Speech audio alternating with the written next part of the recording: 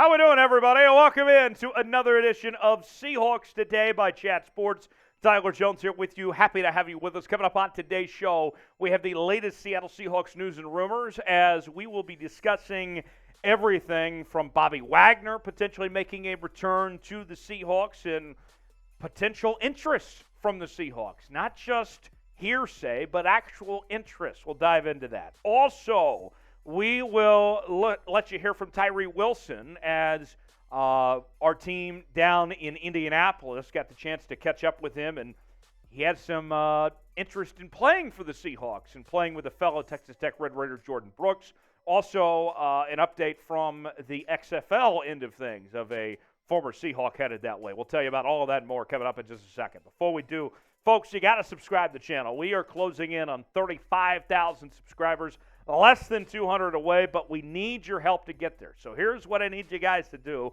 I need you to subscribe to the channel for the latest happenings on your favorite team. You want more news and rumors? I got it for you. You want live shows on Wednesday afternoons? Got that for you too. Subscribe now. Doesn't cost you a thing. Turn on notifications. We'll get started with today's show. A new report is out that Bobby Wagner and the Seahawks are a step closer from happening. The Seahawks are nearly interested in bringing back Bobby Wagner. Wagner set to enter free agency once he's officially cut from the Los Angeles Rams. The Seahawks looking at this possibility. Here is what Greg Bell had to say of the Tacoma News-Tribune. Multiple league sources told the News-Tribune at the NFL Scouting Combine Tuesday, the Seahawks are nearly interested in re-signing the 32-year-old Wagner to play again in the middle of their defense in 2023. That sounds exciting. I'll lay out the case here in just a second of why I love this idea of Bobby Wagner coming back to Seattle. But here's the thing. Before we dive into the good, the idea of the Seahawks bringing in Bobby Wagner, all those good things, there's still the money issue at hand here, where the Seahawks still have to pay Geno Smith and some other guys here. And Bobby, I don't think it's necessarily going to be cheap, okay?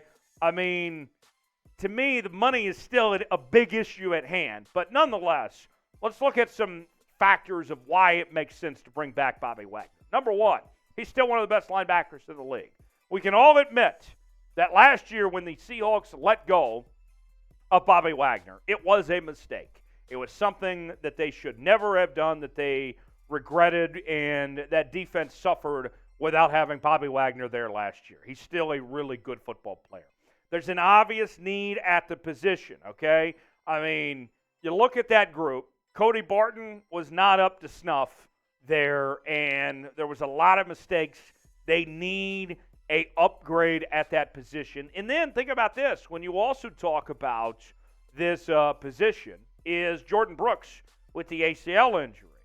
We had a report that came out this week that Jordyn Brooks with that ACL injury, that it is going to be a long road ahead. So not only was the position already a weakness, but then with the unknown of Jordyn Brooks and when he'll return, that's another factor involved that goes to the favor of bringing Bobby Wagner back. And then last but not least, he's one of the greatest Seahawks to ever play for this team. One of the greatest players in this franchise's history.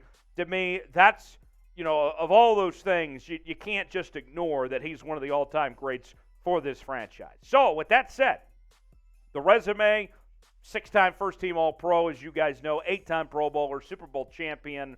He has done it all. And things didn't end well when he was cut. And he felt like it was a personal thing. He didn't like the way things ended. And so can you come together and make this work? I would love to see him there, but there's going to be some wounds that need to be healed before we get to that point. So our pinned comment today, real simple. Should the Seahawks bring back Bobby Wagner? You might get an ad break. If so, take advantage of it. Get your votes in. Y for yes, in for no. Do you want to see the Seahawks bring back Bobby Wagner to Seattle or not? Let us know. Y for yes, in for no. Next up, let's talk about Tyree Wilson from the Texas Tech Red Raiders. The NFL Draft Scouting Combine going on in Indianapolis at Lucas Oil Stadium.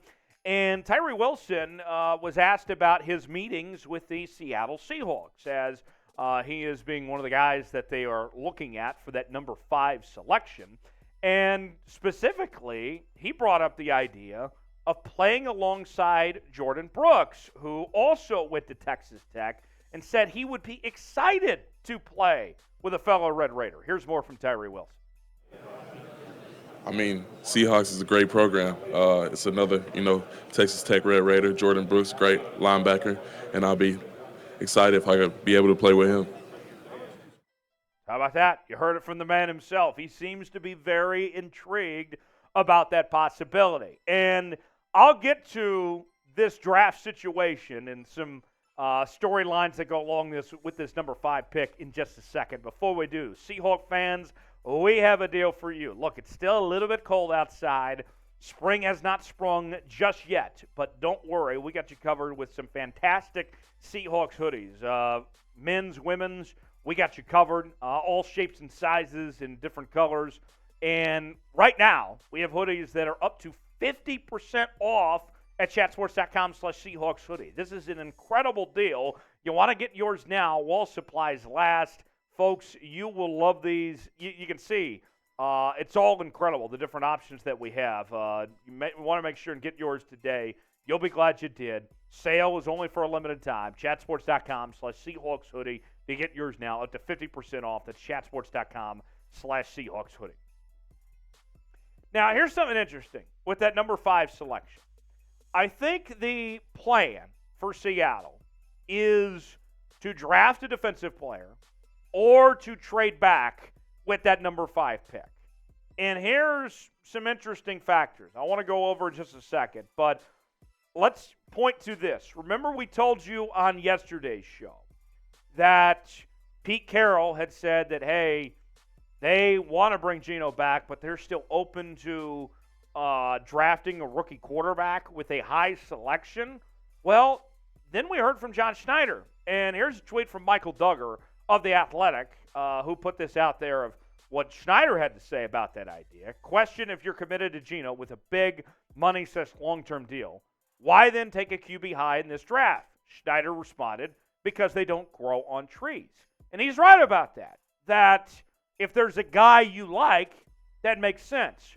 But here's what I think the draft plan is for Seattle. Even with those statements that they're being said, I think that they're trying to play a game of chess here of some sorts, that they might be forcing teams' hands to try to trade down. I think option A for Seattle is drafting a defensive player, whether it's a Will Anderson or a Jalen Carter, more on Jalen Carter in a second, or Tyree Wilson, whatever it may be. I think that is option A. And we had a statement that came from Jalen Carter as the arrest warrants were issued, and he's headed back to Georgia and everything. This was the statement that he had to say. This morning I received a telephone call from the Athens, Georgia Police Department informing me that 2 misdemeanor warrants have been issued against me for reckless driving and racing.